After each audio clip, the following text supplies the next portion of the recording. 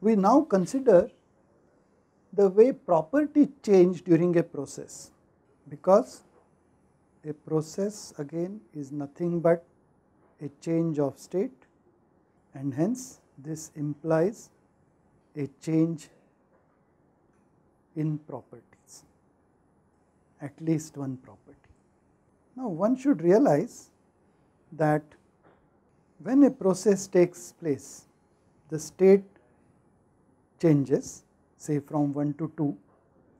So at least one property will change from 1 to 2. It is possible that all properties will undergo a change.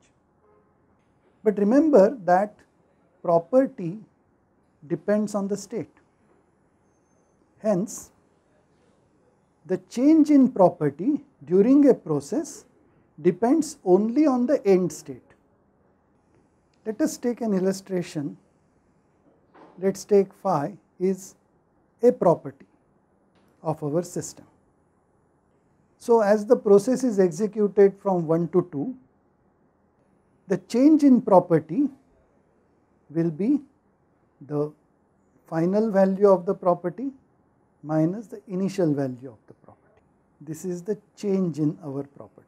This is represented quite often by delta phi, or sometimes to be specific that it pertains to the process 1 to 2, delta phi 1 2. And this change in property, one should appreciate that depends only on the end states and not on the path, because the path may take different routes from 1 or 2, but so long as the end states are the same, the property phi 2 of the final state and the property phi 1 of the initial state will not be different, and hence the change in property over a process from a fixed initial state to another fixed final state will be the same. So if I consider a quasi-static process from 1 to 2 like this, I will have delta phi 1 2 as a change in property.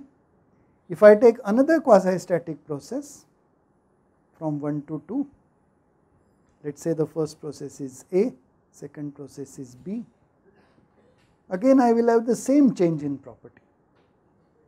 If I consider a non-quasi-static process from 1 to 2, let us say C, again I will have the same change in properties, because the properties depend only on state 2 and state 1, and hence the change in property will depend only on the end states and not on the path. What is the implication of this for a cycle?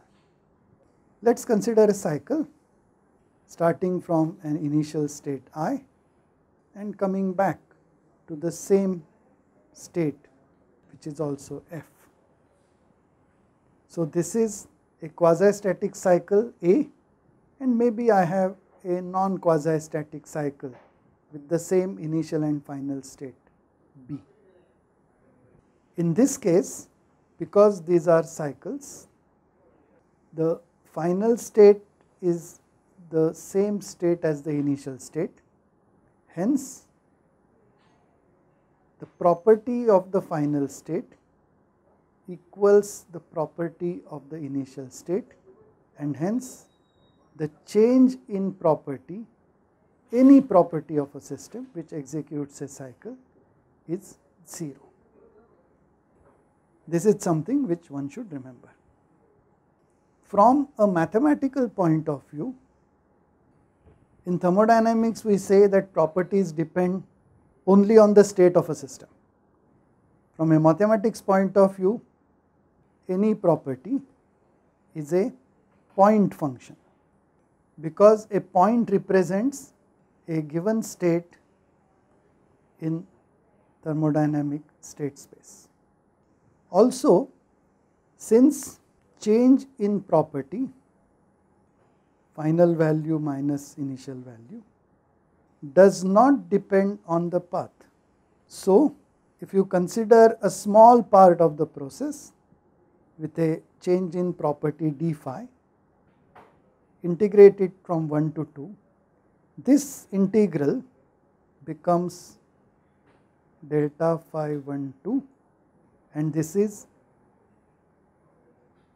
independent of the path, and hence in mathematical terms d phi is an exact differential. The mathematical property of any exact differential is that when you integrate it over from a given point to another point, the value of the integral does not depend on the path. In fact, this characteristic, that the differential of a property is an exact differential, will be used in reverse to define two of the most important properties that we come across in thermodynamics: energy and entropy. Thank you.